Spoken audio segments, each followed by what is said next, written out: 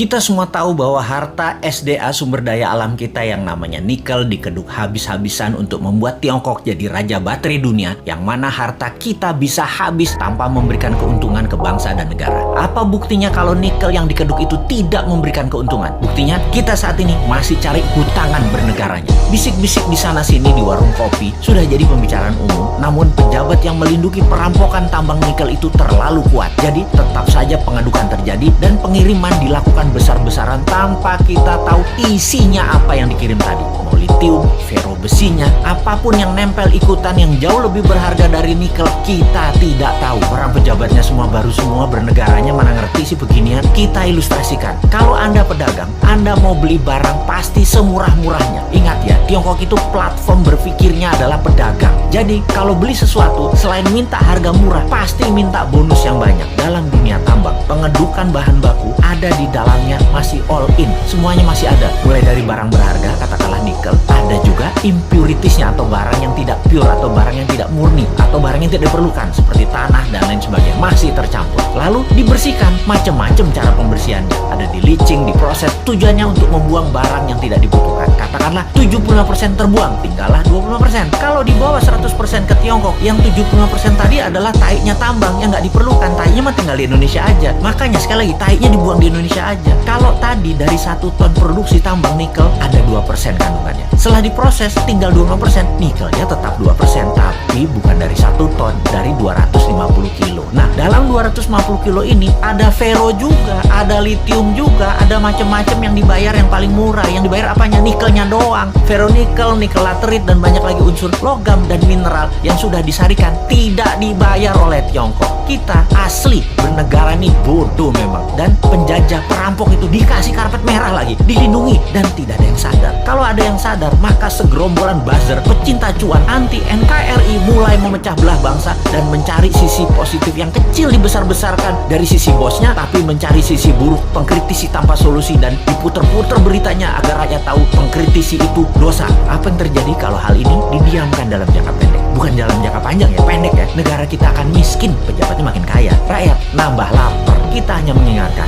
arahnya nantinya. Sebagai contoh sejarah kebodohan penguasa atas kelolaan sumber daya alam, kita mau kasih ilustrasi. Ada 3 negara yang akan kita pakai jadi contoh kali ini, yaitu Nauru, Venezuela, Zimbabwe. Fosfat oil business, berliannya Zimbabwe. Nauru di tahun 1980-an, negara dengan 7.000 populasi adalah negara yang sangat kaya, bahkan negara terkaya di dunia. Nauru adalah salah satu negara di selatan Pasifik. Nauru menghasilkan fosfat, bahan baku untuk pupuk. Saking kayanya, semua warganya digratiskan untuk melakukan apapun, sampai keluar negeri dibayarin pemerintah, diongkosi. Dan ada joke di sana, dolar itu hanya toilet papers. Dan ini bukan kiasan, dipakai beneran untuk ngelap pantat beneran. Lalu hasil alamnya ternyata habis 20 tahun kemudian. Dan Nauru saat ini menjadi sangat miskin ya.